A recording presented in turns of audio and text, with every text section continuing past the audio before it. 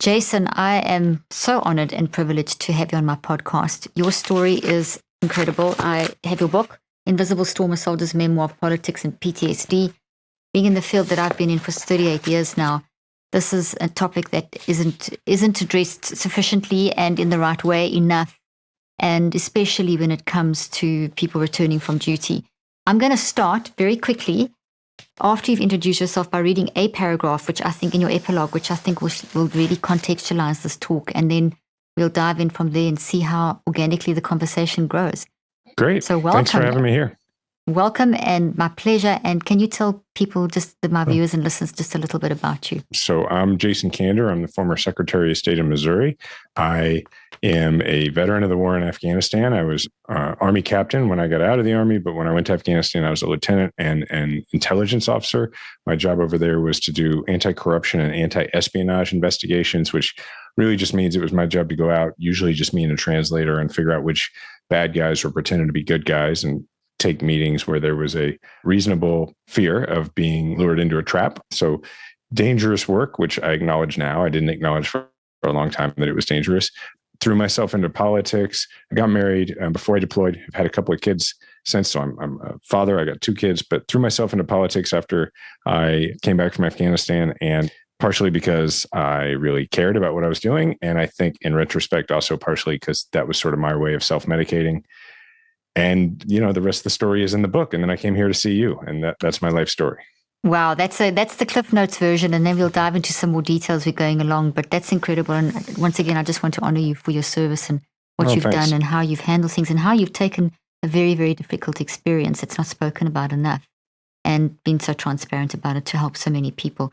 So, Jason, I want to dive into your great book. There's a paragraph here that I'm going to read, and then we'll take it from there. Despite the fact that we have 40 years worth of psychological research on the prevalence of PTSD in soldiers, that's all anyone in the US military gets at the end of their service is a firm handshake and a goodbye. There was no period of decompression, reorientation, or reintegration. Now, I can tell you as a researcher in this field for nearly 38 years and practicing clinically for 25, that is not the way to handle the extreme trauma that you've been through. It's like the worst thing. Turns out. And you really describe that in this book. So, Jason, let's start at the beginning, and then at the end, I want to come to some lessons that you wish you have in the stuff I wish someone had told me. I loved that title, and I thought that would be a really great way. Either we can segue straight into that, or at the end, however you feel comfortable sharing your story. Yeah, I can jump off from where you started there. I mean, the thing about the military is there is this sort of necessary form of brainwashing. That's how I refer to it. And I don't really fault the military for it. And the way it works is that from the moment you get into, at least, the Army, I can speak for the Army, that was my experience. The way, as soon as you get there, the message that you receive either in basic training from your drill instructors or just eventually it's just sort of in the air everywhere culturally, is that what you're doing is no big deal, that other people have it much worse, right? And the reason I say that is a necessary form of indoctrination is because if I didn't believe that, it would have been very difficult for me to do my job, right? If I was thinking about the fact that it was very dangerous for me to go into these meetings with people who, had allegiances at times to the Taliban or Al-Qaeda, and to have meetings with them, get information from them, and know that there was nobody coming to back me up because nobody knew where I was if things went badly. For me to do that, I've got to look at it and go, I'm just a guy going to meetings. This isn't combat, right? That's what I've got to believe. Just like for, a soldier that's conducting, patrols and getting shot at every day, they've got to believe this is no big deal compared to my buddy who got shot, compared to my buddy from some other war or some other, unit, a few, a base over or whatever. So it is an important armor mentally that they equip us with for us to be able to do our job. I don't fault the military for that. The issue is that when you get out of the military or when you come home from a deployment, there really isn't a process for flipping that switch off.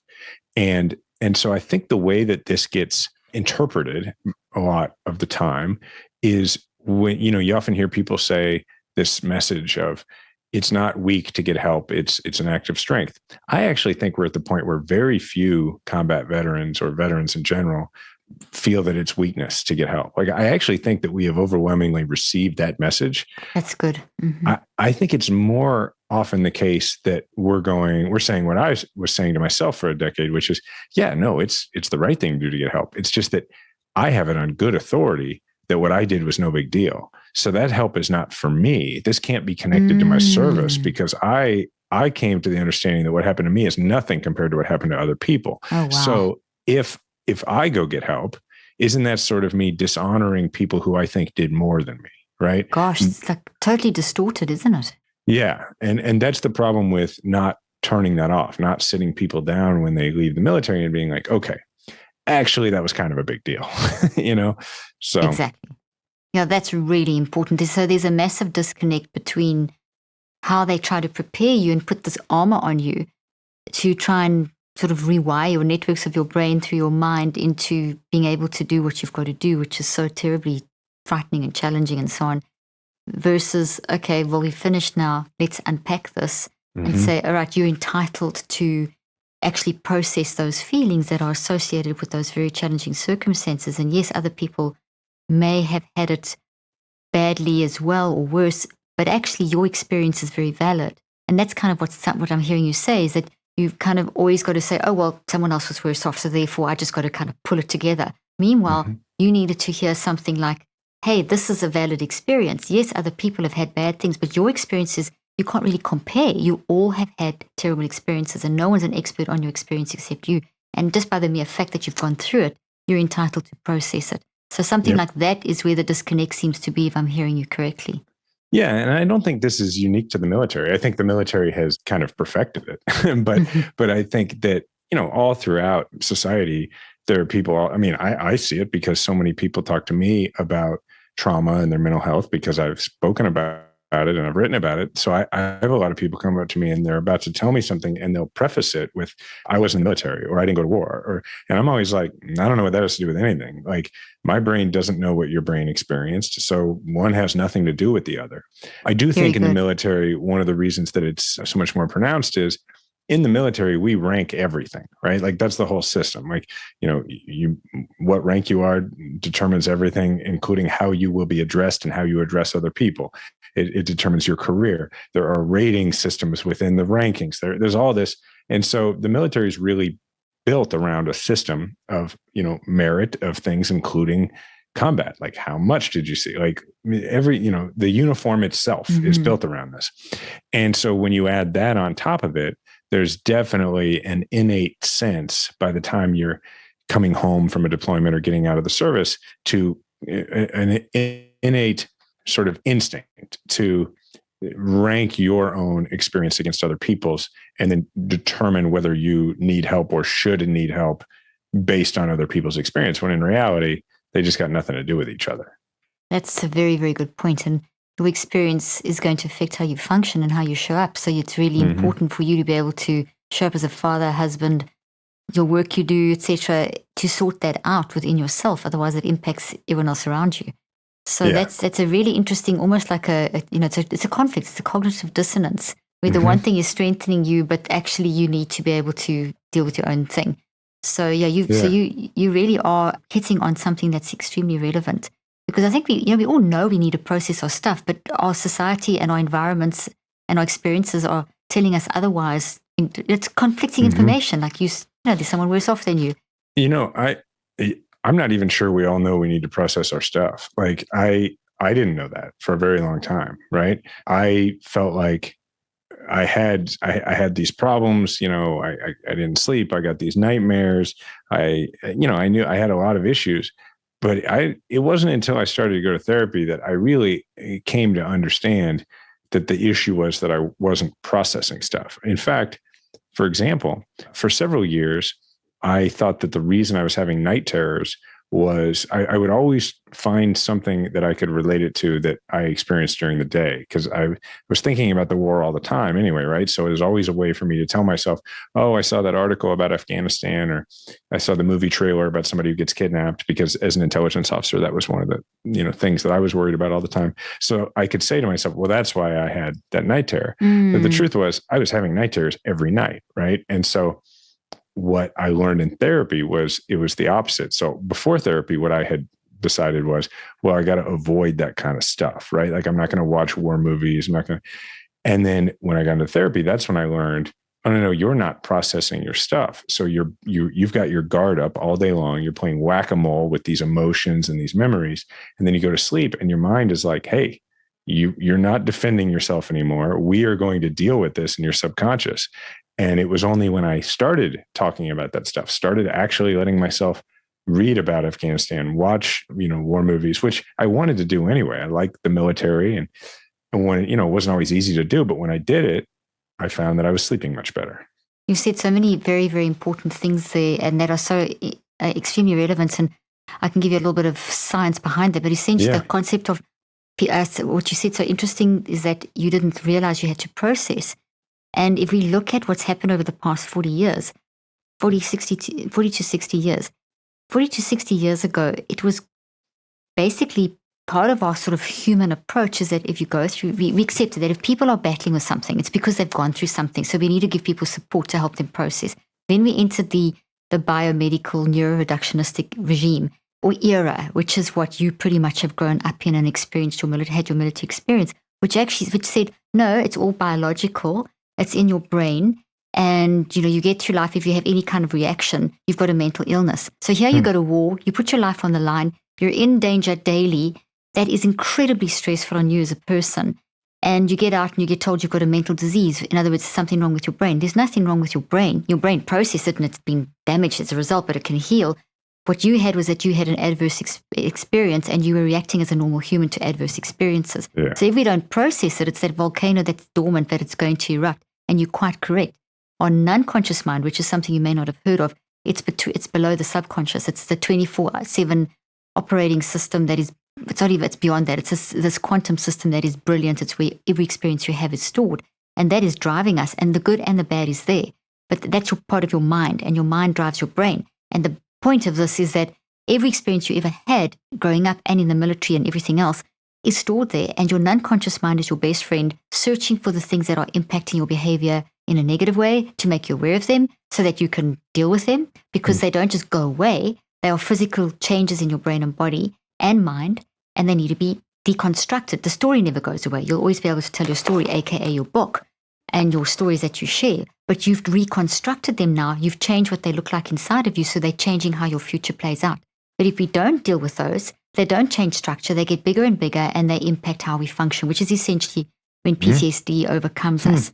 So that's really interesting. Yeah. So when you go to sleep at night, your non-conscious is doing this whole search across imagine a huge forest and there's these toxic trees and the really big one, there's Afghanistan and the experiences and it's a whole cluster. And that's impacting your neurobiology, down to your cell division, everything about you as a person. So your non-conscious mind starts making you aware of those. And that's what's coming up in our nightmares and our night terrors and unprocessed, quite correctly you said, that is the undealt with stuff. But they're actually signals coming from the non-conscious through the subconscious. So the subconscious filters them. Otherwise, we get bombarded and it's very overwhelming. And so that's basically what happens. And we wake up and our conscious, and our conscious mind's trying to make sense of those. So that's where these volcanoes would erupt. And that's what generally happens when we don't process our stuff. But this messaging has changed. This is basically the science. I'm telling you, it's accurate science. But it changed and shifted, and it was all about, okay, there's stuff that's there, but it's the brain disease emphasis. There's the diagnosis emphasis, the cause being the brain disease. The cause was not a brain disease. The cause was your experience in Afghanistan, doing what you were doing. Yeah. Oh, yeah. So, I mean, it's you can call it PTSD, but it's just trauma. I mean, it's what it is. It's what happened. It's your experiences. It's the adverse experiences, but you had the messaging layered on that in order for me to cope, I have to just see someone's got it worse. And when I come back, I'm a military person. I must just have it all together. I must have my act together. I'm trained. I should just, cope kind of thing. And that doesn't work like that because every single one of those experiences, like an exploding volcano, they're dormant for a time and then they just do explode in your life, which is what we see in every. And the volcano analogy is a good one because I think the common misconception, including the one I had, was that, if enough time goes by, you'll be all right. But it's quite the opposite, right? It's that it doesn't age well. It just gets worse and worse and worse, which is why I compare it to a physical injury, right? If you, if you break your arm and then you're like, but I know a guy with no arm, So I'm going to ignore my broken arm. Like your broken arm is going to get worse and worse. And eventually you're not going to be able to use your arm. Exactly. And so it's same sort of deal.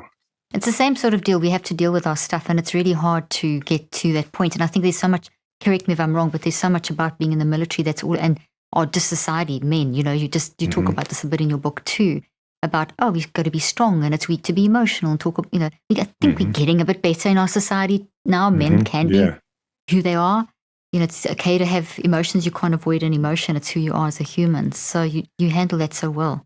I think that that's right. But one of the things that worries me is I feel like it is becoming obviously much more acceptable in our society for people like me to say, I have trauma, I have PTSD. Like people are like, okay, we give you license. You were in the military, but somebody who had a car accident or a divorce or lost a loved one, the society is much less accepting of the idea that they have trauma and that they need to deal with it. And that worries me a lot because, I appreciate that people often give me a lot of credit for talking about this publicly, and I give myself some credit for it. But I also recognize that it is a little easier for me as a veteran than it is for somebody who didn't serve, but might be having a lot of the same symptoms from a different, but just as important trauma. That is an incredibly important point that you've raised, and you are so correct. It has shifted. It's gone from don't talk about it to talk about it, but talking about it, as you say, then you compare and say, is this worse than the other? Meanwhile, everyone's trauma is unique to them. All trauma, whether it's whatever level it's on, needs to be dealt with. Whatever experience you have needs to be dealt with. And there's also a really common misconception or a stigma, I guess, that somehow whatever trauma you had, that it can be alleviated by other things in your life that are like, viewed as good. So an example I think of is, I think it was last summer when the U.S. women's Olympic team, there, like Simone Biles, talked about how she didn't feel she could compete because she was having mental health issues. And which made a lot of sense to me. Like she's 40 feet in the air spinning. Like if her head's not in it, like she's going to get hurt. Exactly. But I remember being at the barbershop by my house and guys are like, oh, come on. She's got everything. Like she's famous. She's going to have these endorsements. And I was just sitting there thinking like, get it. Like that has nothing to do with it. So on top of, but had Simone Biles, done a tour in Afghanistan and been like, those guys would have been like, yeah, that makes sense. I think they would have said that. Maybe not, but they'd be a lot more likely to. And I don't think that's fair because, for one thing, like a lot of those women were sexually assaulted. I mean, that's huge. Obviously traumatic. And so, the fact that she's an incredibly successful gymnast, which I think probably comes with its own trauma and challenges and difficulties along the road to get there, doesn't in any way alleviate what's going on for her. So I think that's the other thing that we need to work on for people is understanding that, like in my case, it's part of why I wrote the book is I wanted people to understand, like you can be pretty much at the top of the political mountaintop in American politics and be, have some level of fame and success and those kind of things. And it don't matter. Like your PTSD don't care. Exactly. That unprocessed volcano is busy erupting in your life, and you can have all those gymnastics, be the Olympic gymnasts and run for president, which is what people expected you to be doing. And yet the volcano is erupting in your life, and that overtakes everything until you've taken the time to find yourself again as a human and reconstruct that story. The scientific side, just based on what you've said, the scientific side of the neuroscience and the field, sort of the work that I've done, we can never get rid of our story, and I mentioned this, but we can deconstruct and reconstruct. And I think this is a huge part of what you're saying. No matter what you've gone through, for you, it's that unique experience. And if it's affecting how you're functioning, it's really important that we take the time to work on ourselves and deconstruct and reconstruct and change how it plays out into the future so that you can still watch those war movies. And yes, you'll be affected, but you won't be activated and triggered to the point where you can't function. You will be moved, you'll be emotional, you'll have a deeper understanding than someone who hasn't gone through the actual experience, but you are still able to that you can still enjoy what you actually have a fascination for. And that's the sort of healing process. Well, again, that's what I always compare that to the physical injury, right? So for me, like, you read the books, so that when I went into the Army, I had to get my knee repaired. I had to get a surgical repair on my knee and then go through physical therapy in order to go into the Army. Well, I can still like I play competitive adult baseball now. I play on an amateur baseball team, and I'm still pretty fast. Like my knee hurts. I have to ice my knee. I have to wear a Yeah. brace, but I play I play a position where I have to be able to run fast, and so it doesn't disrupt my life because I manage it. Right. And so my PTSD is the same way. There's no job that I couldn't do, but I'm not going to do it. I'm not going to do it effectively if I don't do the things that I need to do to manage my trauma and make sure that, it's not disrupting my life. That is brilliant. One of the things you may or may not know that I talk about extensively in my work is mind management. And what I do with when I practice, I didn't take okay, let me put it this way. I believe that you can have your therapy, all these things vitally important. But at the end of the day, Jason, you wake up with yourself at 3 a.m. You're the one watching that movie and getting triggered. You're the one on the baseball court with a sore knee. It's not, you have to know how to manage your own mind and manage and self-regulate. And that is something that we actually as a society are not teaching enough of. We are suppressing versus, symptomatically suppressing with a biomedical model where, okay, that's the disease and it works for physical stuff, but it does not work for mind stuff. And we're bringing our kids up like that. So our children in this generation are growing up also thinking that, I've got an emotion, it's bad, there's something wrong with me. Meanwhile, an emotion is not a bad thing. It's not an illness. It's part of a warning signal, a cluster that's helping us. So, what you're saying is so true. We have to manage our minds, and it's hard. And it doesn't mean it's going to be a avatar life, happiness, psychology, and all these things. That's not what we're talking about. Yeah. It's basically embracing your humanity, the sadness with the good stuff, and growing and repairing and managing that. As you say, ice the knee. A couple of things that makes me think of is, first, that I look with my son. One of the advantages, I think, of my having gone to therapy now is that when he's experiencing for example, I coach his baseball team, and he had this incredible game yesterday, and he was so high and he was feeling so good. And at the end of the game, he found out who his teacher is going to be this year, and he likes the teacher, but all the kids on the team go to his school, and they're all talking, and he realized he's the only kid on the team with this teacher. So none of his friends are going to be in his class. And so he went from really high to really low, and he was teary. He's almost 9. So he was teary about it. And my instinct at first was, and this is what I would have probably done, and stuck with this pre-therapy. Pre-therapy. But so at first I was like, hey buddy, we just had a great game. Let's focus. And then I was like, I remembered, I was like, wait a second. He's having an emotional response. It's a completely understandable and normal one. So I just sat down with him and I was like, hey, this stinks. Like, I hear you. Like, let's feel this for a minute. I asked him, let's talk about your emotions. Let's use words. It's not just sad. You're disappointed. You're nervous about what the year is going to be. We talked about all that stuff. And so one of the great advantages for me of having gone to therapy now is that I have a much larger emotional vocabulary and lexicon.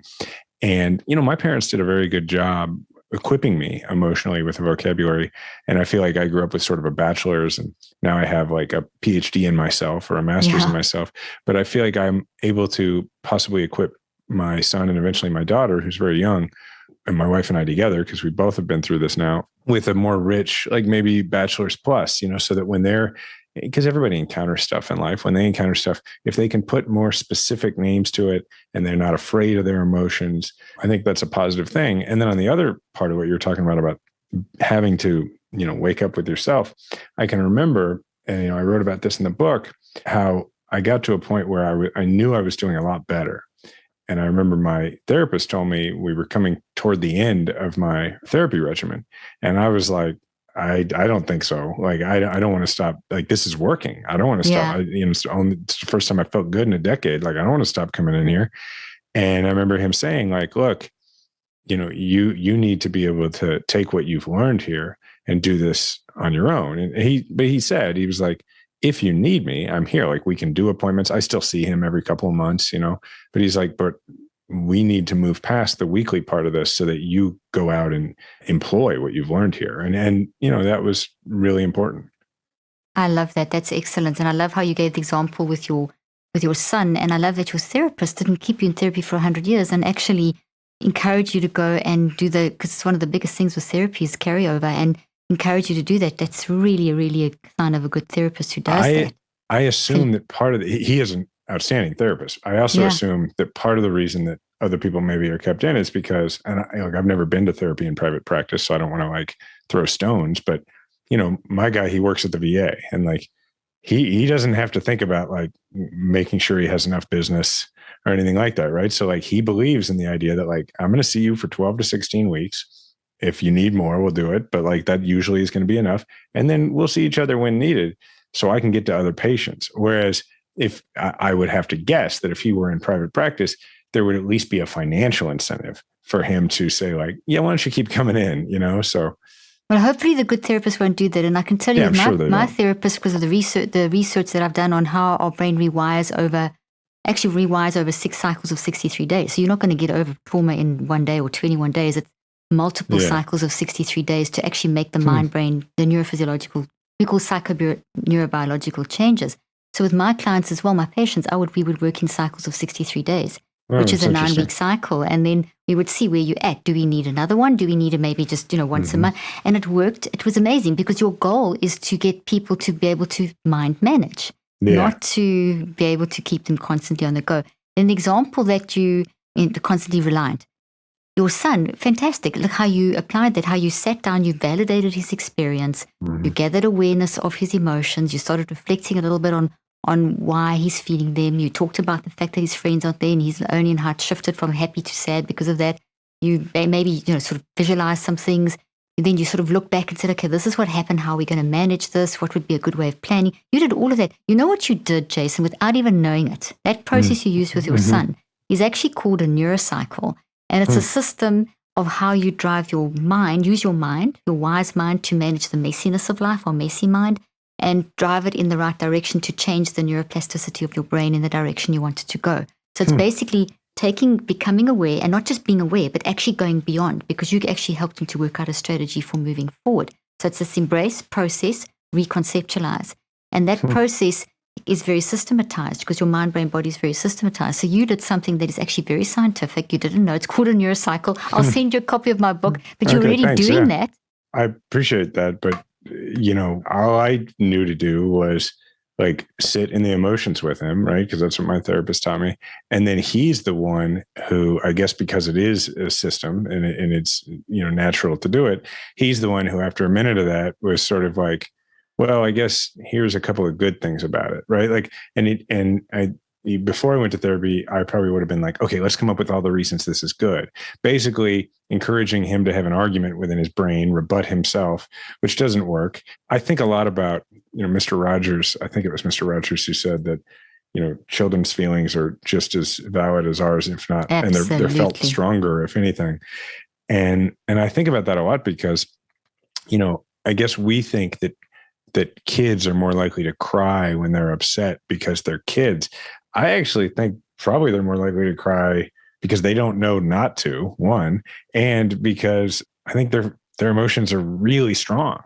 Exactly. You're a scientist without even being aware of it. Thanks. You're literally the only person who's ever said that to me. So no, well, I am so impressed with what you're saying. It's like spot on. I mean, I've just written a book, which I will definitely send you, but for helping your kids. And literally the advice that I put in there based on scientific research, I'm a mother of 4 too, is exactly what you've just said. Children are so much more insightful than we realize. They read our body language. They model the well-being of your child is based on the well-being of the adult. So by you sitting down and doing what you did, you modeled for him how to actually manage life. And it's okay to be a mess. And it's, you can reconceptualize this. So well done, Jason. You were perfect, spot on there, doing science without even, and this is the point that I make. This is why I run this podcast and do what I do, is because there's so much inside of us that we just need to know how to untap.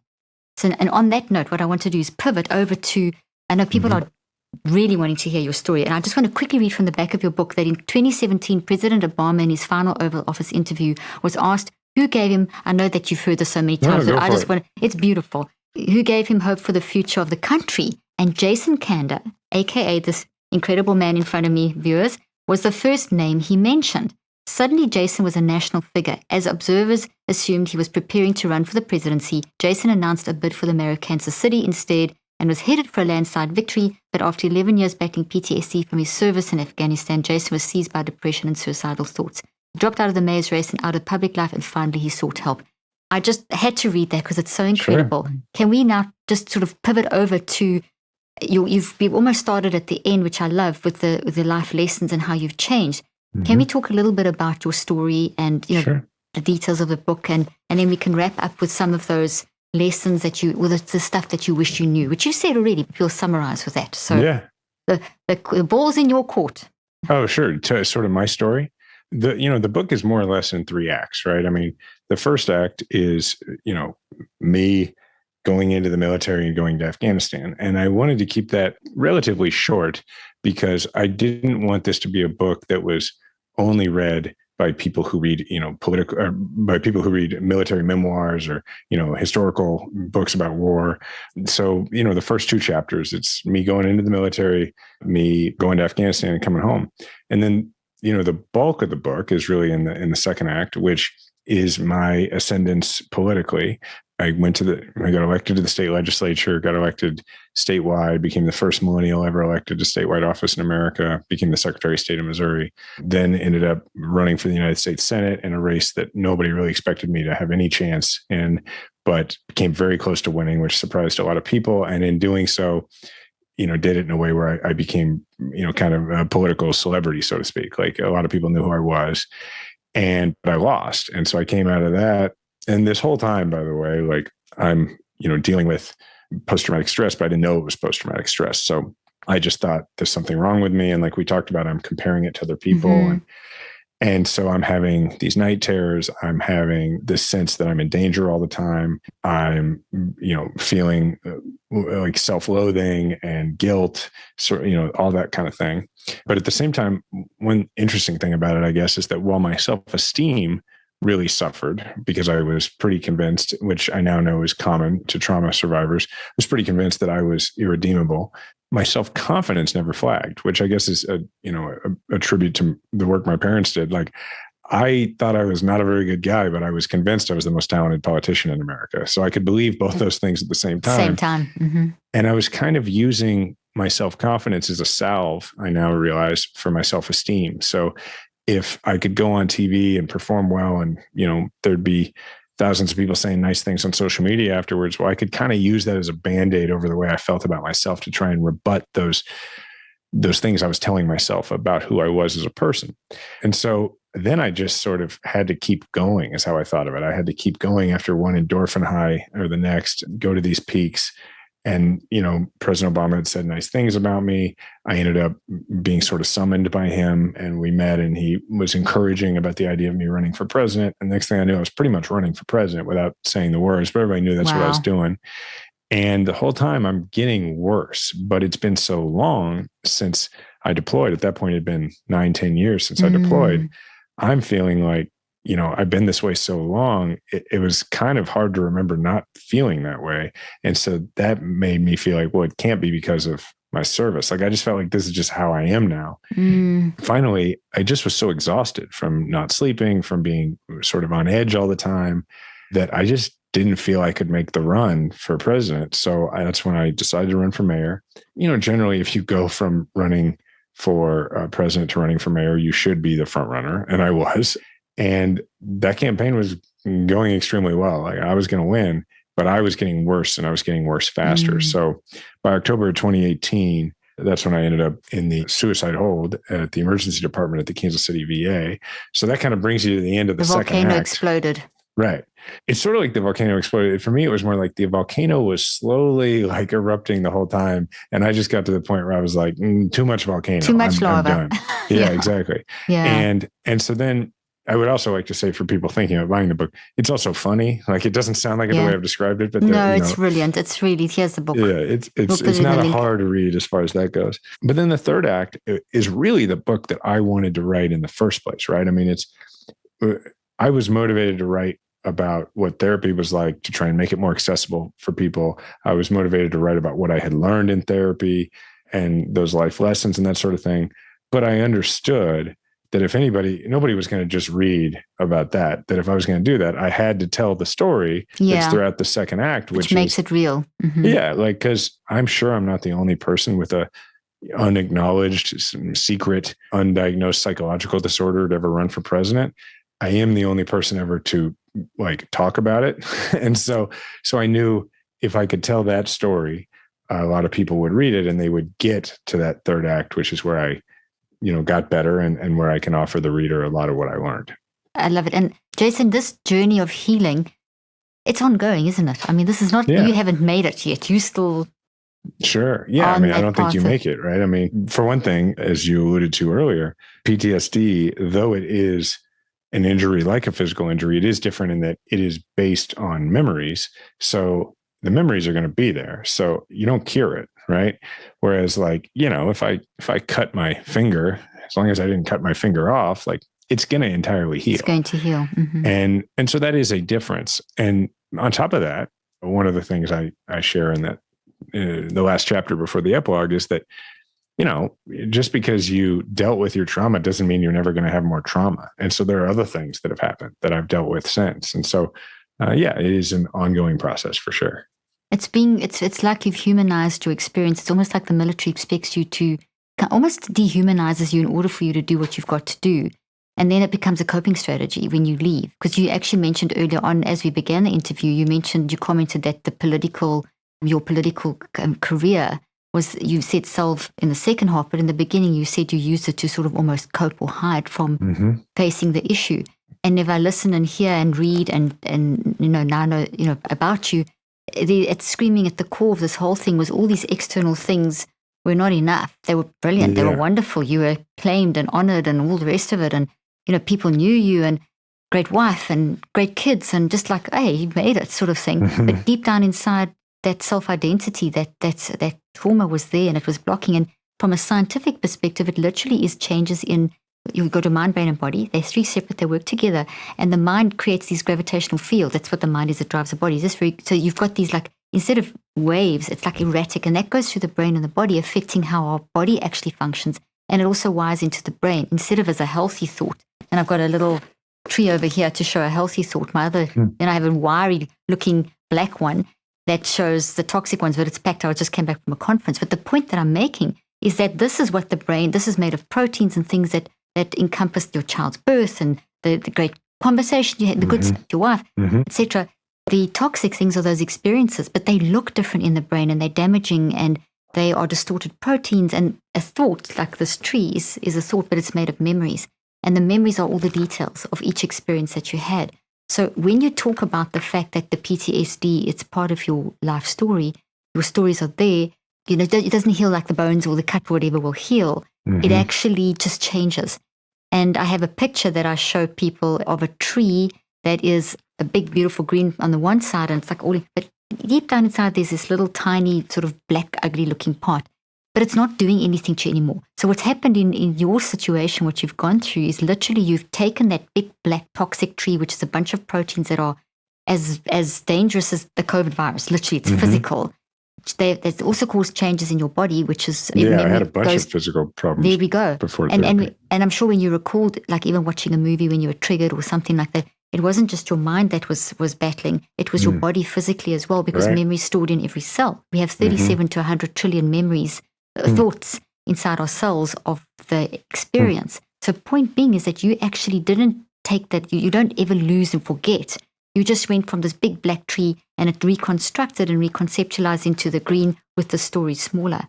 And that created a level of activating your internal resilience. So as the other things in life came along, you didn't use exactly the same things, but that had created a pattern of resilience. So now you've handled the next thing and the next thing. So my question after this whole scientific thing is, do you kind of feel that that's happening? Could you visualize this tree that's only got a teeny little bit of the black now, like little ugly branches, and that as you go through the next, because life happens and bad things happen and big things and small things and so on, do you feel like you're different now in how you handle those and how you see those? And can you talk a little bit about that? I'm enormously different now, because now I understand that the goal is not to avoid or outrun them. That you have to go through it. You have to go to the trauma and you have to process it, and you can't outrun it. Like I spent 10 years trying to outrun it, and it was faster than me, right? So the way I think about the way I used to handle it is I think about it in terms of how I became emotionally numb for all those years, right? Because, I knew I had these things that bothered me. I had these memories and thoughts that bothered me. So I would just try and keep my brain busy, right? I would listen to music. I'd just keep working.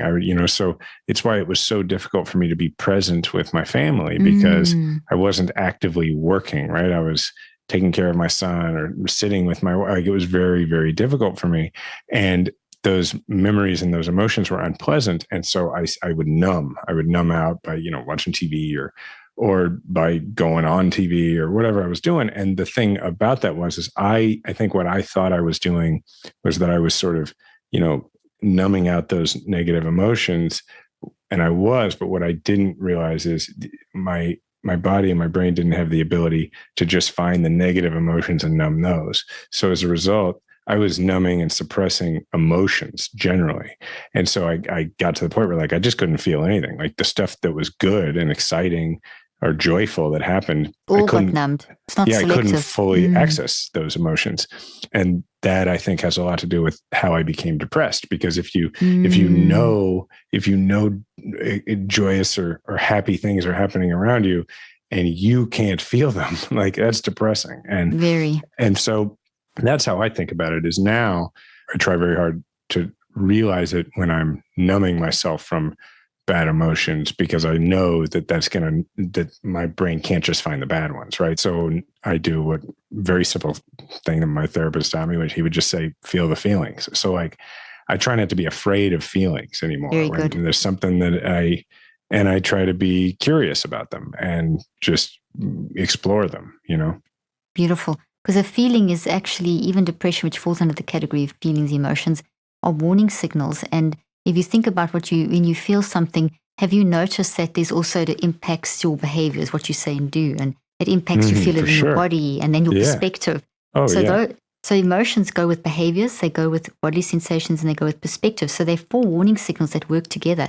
And when you talk about self-regulating or managing your mind, that is what you're doing. You're actually noticing those and then finding what they attach to, the thought and all the memories and all that stuff, and kind of going in another direction. I often, still have the issue, I'm sure it never goes away, of there are times where I don't realize that I'm, avoiding something because, it'll be in the category of something that I don't think should bother me. Right. So something will happen at work or whatever, and I'll go, it's not a big deal, right? I've decided objectively it's not a big deal. So I just go on. And then, maybe I'm kind of irritable around the house, or my back starts hurting or whatever. And it usually takes my wife being like, hey, something is bothering you. And she has to kind of get me to stop and think about what that is. And oftentimes, once I realize what it is that's bothering me, sometimes that's all I need. I don't need to fix what's bothering me. I just need to be aware. Yeah, you just become aware, and then you can, because you've trained yourself now through the years of therapy that it's okay to be a mess, and the years of working on yourself, it's okay to be a mess, and you can reconceptualize that mess. And that's the biggest message that that's why I call the podcast Cleaning Up the Mental Mess, because that's part of being a human, and it's going to happen the rest of our life, which is amazing. Jason, I'd love to now just kind of summarize everything that we said, and people really need to get this book. It's really, really great. Very, very helpful. You have in your epilogue, the stuff I wish someone had told me. Could we wrap up by sort of walking through those? Because I think it's a great way to sort of segue into... Those are my greatest hits. I'm happy to... Exactly. And I know you love this. This is like your life lessons, and it's always so fascinating. No, it's great. It's always so fascinating for me when I work with, interview people, and the work that I've done, and working with people that have battled and that kind of thing, and even myself, and is that the lessons we learn, we're so desperate to share them, and that's so healthy, because it's not about us, it's about us in the world. So you've done that beautifully in this book. So well done. Thank you. Okay, so we're in the epilogue. It's the stuff I wish someone had. I think this is the epilogue. It's the last chapter before the last chapter. Yeah. And the first one, you say either you deal with your trauma or your trauma deals with you. Now I know we've touched briefly, but you're just going to kind of wrap everything up and give us a nice sort of summary.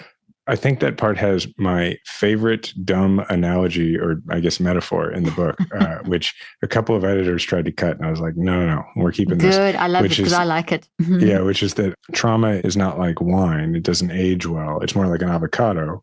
And there's a reason that nobody builds avocado cellars. I actually at one point I love that. said I wanted to name the so book much. Avocado Cellars. And my editor was like, there's no way you're going to do that. That actually would have been really cool. You would have really had a lot of the wellness industry after you. Yeah. Thinking there's some kind of new thing you've invented in the food industry. Everybody'd be building avocado cellars. Yeah, to me, I mean, it's just, that's what I learned, was that by not dealing with my trauma, it just caught up to me, and you can't outrun it. You got to turn around. You got to confront it. You got to go through it. You're not going to be able to get away from it. Exactly. You've got to go through it and reconceptualize. Fantastic. And then the next one, it's not a contest. No, sure. Yeah. That we've talked about that a bit. Just that, I think that part of the reason that we have a tendency to think that we can rank our trauma out of existence is that I think some people, I did this for a long time. I thought that I was doing a healthy thing. I thought I was gaining perspective on my trauma, right? So I would tell myself that by focusing more on, like a friend who had been shot or, things like that, that would give me perspective over my situation, and that would somehow be healing. But in reality, it actually shamed me. It was me shaming myself, which was making things worse. And it was me delaying my opportunity to heal. Wow, that's very powerful. And we live in such a compare and compete society that it's almost was a natural thing to fall into. Well, that's really important. And then you also, all of these you've discussed, but we're just wrapping it up. So mental health is a physical health, and a physical health is mental health, that whole feedback loop thing. Yeah. I mean, look, before I went to therapy, and I'm a guy who I was in the Army. Like I'm a physically capable person generally. There have been points in my life where I've been in pretty elite physical shape, and yet here I was, and I was still pretty young. I mean, I became Secretary of State of Missouri at 31. So like so I mean, I was a young guy, and yet here I was a statewide elected official known for being the first member of my generation to achieve that office. And I was frequently laying on my back with an ice pack on my lower back because I just was in this constant pain, and it made it very difficult for me to exercise. And I just thought, honestly, like I was basically broken, and I figured, I was just not going to live very long because my body was so torn up. And what happened is I went to therapy, and some of that back pain, not all of it, but some of it started to alleviate enough that I was able to start exercising more. And then that exercise made my body stronger, and it strengthened those other muscles. And then back pain largely went away. And then next thing I knew, like I was competing in things. I was, in my late 30s, but I got to the level of peak physical fitness I was in when I was in military intelligence school for the Army in my early 20s. And then, I'd played baseball when I was younger, and I was a pretty decent ball player, but I had this sort of idea for many years, like maybe one day I'll play on a competitive adult baseball team, and like not softball, but like real baseball. But it was always like a pipe dream to me because I was like, I'm way too broken to ever do that. And next thing I knew, like by going to therapy, by alleviating that stuff, by being able to exercise every day, I was able to do that. And so now I'm in my second summer of like playing like 40 baseball games a summer. And that's fantastic. And so which is great for my mental health too, right? So being active and moving, I feel the best on the days when I get out and I move and I do something. Oh, that's fantastic. That's so true, because we've got 37 to 100 trillion cells in our brain and our body. And every experience you had built in your brain, your mind, which is this field and force, etc., that drives us, our think, feel, choose thing, and in every cell of your body. So if you think of how many places that memory, it's in triplicate in all these places. That's why, there's a lot of research showing, it's different for every person, but there is research showing how we can have trauma stored anywhere in our body. And in your case, it was most likely there was a strong component of the trauma in the cells around your back. And as you started dealing with stuff, but in the meantime, because it was there for a period of time, our body is a physical thing. So every experience impacts the brain and the body. So they took a little bit of work to get it, the physical side, once you knew the cause, to get the physical healed again, which you've done. And now look where you've got to, which is amazing. Love it. Yeah, thanks. Love it. Okay, so then treat yourself as you would a good friend.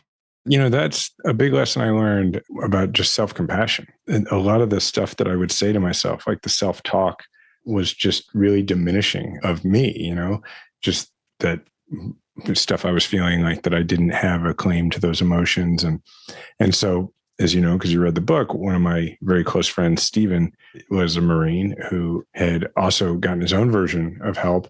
But I felt like, because my combat experience was different than his, I just decided that mine was not legitimate, his was. And so often what my therapist, Nick, would say to me is, I would say something and he would say, what would you say to Stephen if he said that to you? And it was usually very different from what I had just, said to myself. And so he would also sometimes say to me, what would you say to True if he said something like that about himself? And so, it just taught me to kind of give myself a break and to extend some compassion to me. And as a soldier, I think I often felt like if I extended myself that compassion, then that was somehow dishonoring my friends who, I knew who had given more or had been hurt or killed. And what he taught me is that, you're not doing them any good by being mean to yourself. Like it does nothing for them. It's an empty gesture. So you may as well extend yourself some compassion. And that's been extremely helpful. Oh, that's amazing, because also if you're in that state with yourself, you can actually be a better friend anyway. Yeah. Do you know how many people, Jason, have told me this that are vets? That said this exact same thing, that you didn't deserve to have this compassion towards yourself and someone else was deserving of it. And, that guilt. So there's definitely a negative side of that training at the beginning of, to get you ready for. And that definitely needs to be addressed. I mean, you need to go speak to the military. Yeah, no, I agree. And there's an interesting other element of that, the self-shaming part, which I learned in therapy, which is that, for me, I had learned that if I control the situation, I would live through it, right? That's what I learned in my deployment as an intelligence officer. If I knew where all the doors were, if I, had a full sense of where everybody's hands were, for instance, and all that kind of thing. So I was constantly searching for the illusion of control. So then what my therapist, Nick, taught me that was really counterintuitive was he was like, look, when you're angry at others, or when you are, feel like you're no good, he was like, part of that is you just trying to exercise some illusion of control. He was like, if you can settle on the idea that you're an irredeemable piece of crap and you can feel that shame, then you feel like at least you have control because you feel like you know something. He's like, and if you're mad at somebody else or at yourself, it feels like control. And he's like, so it's not just that you feel badly about yourself. It's that there's a part of you that just wants to feel like you're in command again because you understand what's going on. And that makes you think you do. That's so good. That really is so good. Very wise. Okay, then the last one we've got time for, I think this is the last one. There will always be new challenges and possibly new traumas, which as we've already discussed, but very important. Yeah, it's a very important story in the book. And I'll preface it with this, which is that I think one of the things that I was chasing for a long time in my career was this idea of redemption, that I would feel better if I redeemed myself through this, through accomplishment, right? And I think that the reason we get there, at least, I can only speak for sort of the American culture on this, is that when I think about the movies I grew up on, right? I grew up on, Top Gun, for instance, which I love the Top Gun movies. They're great. Yeah. But like, what happens in the Top Gun movies? Like, his best friend is killed. And then his boss comes in and is like, you got to get over it. And then a week later, he goes and he kills a couple of bad guys. And then the movie ends with like, he throws his best friend's dog tags off the boat and he goes and he gets the girl and he's supposed to be good to go. Right. Well, so unrealistic. Totally unrealistic. But if you think about movies from the 80s and 90s, particularly about men, they really follow that pattern over and over again. Yeah, they do. Right? You're right. There's a part of the American myth is singular acts of redemptive heroism. And so I think for a long time I was chasing that, and everything was a mirage. I'll win the next office, I'll pass this next law, but it was always a mirage. It was never actual healing, because you can't heal through acts of redemption. You heal by healing. So with that said, I did have this experience last year, or actually over the last year, that gave me some small sense, has given me some small sense of closure about my time in Afghanistan. Not closure, but some small sense of worthiness, I guess. Reconceptualization. Yeah. That's a good way to put it. But at the same time, it handed me this brand new trauma. And so what it is that when the U.S. military pulled out of Afghanistan, I had obviously a lot of triggering emotions about that. I didn't feel it was the wrong decision, but it was obviously, that's feeling it was the right decision and watching it happen on television are two very different things. And so at first, I dealt with that as a triggering event, but then I got very involved in an effort that I started to get a few people who I had served with, a few Afghans who I had served with out, including it had been a 20-year war. Now they had families. Exactly. And so there's about, at first 12 people, and then it became about 30 people that it was like me and a couple of buddies were like, we got to get them out. And this was after the US had left. And then, by the time you get to a few months later or a few weeks later, now we've gotten a bunch of other veterans who are involved, and they've sent their people that they need to get out their way. So the next thing you know, we are staging a 4-day fake wedding in Mazar-e Sharif to get these folks out. And we, raise a bunch of money, charter a large airplane and have it flown into Mazar-e Sharif and sneak these people basically out of the country. That's amazing. Yeah. And so, but the thing was, like, old me would have thought, well, that would be healing, right? Redemptive act. Yeah. What it actually was really traumatic. Now it went on, we got to do, we figured out how to do this. So we kept doing it. And at this point, and I started a 501c3 called Afghan Rescue Project. And now we've gotten over 2,000 people out. Wow. And it's great. But all along the way, having these people relying on you for a ticket out of hell, and you're really their only way out, and they're sending you desperate messages all the time, it was very traumatic. And going back to the idea of like, feeling like it wasn't valid, I went a long time feeling like, well, this isn't a trauma. I'm not even there. Like, I'm not in Afghanistan. Like, it's not. And so it took my wife being like, you really need to address this. And I went to see my therapist, and he was like, okay, let's do another round of trauma therapy. Let's deal with this as its own separate trauma. And I just completed that about 3 weeks ago. And it's been very helpful to me. So that's why the lesson there is like, there's always going to be new traumas and new challenges.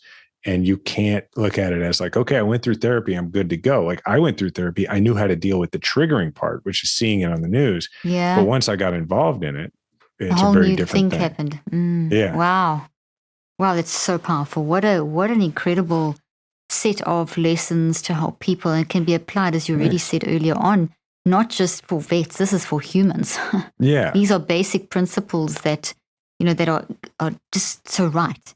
And this is what I find so fascinating with interviewing people like yourself and the work that I've done, is these kind of things constantly come up. So they must be real. These work. This is find yourself, process your trauma, reach out and help others. Make sure that it's this constant balance between processing your stuff and then taking those lessons out with compassion and kindness for yourself and compassion and kindness for others. It's fantastic. Yeah. Jason, I'm sorry it's the end of our interview. I could talk to you for hours, but I'd love to have you back again sometime and talk some more. And this is a book that I absolutely recommend that everyone gets their hands on. There's so much to learn. It's a great book. Very, as you said, it's actually really easy to read. It's not a difficult book to read. It's very moving and emotional, but it's not a difficult book to read. So thank you for joining me today. It's been a pleasure.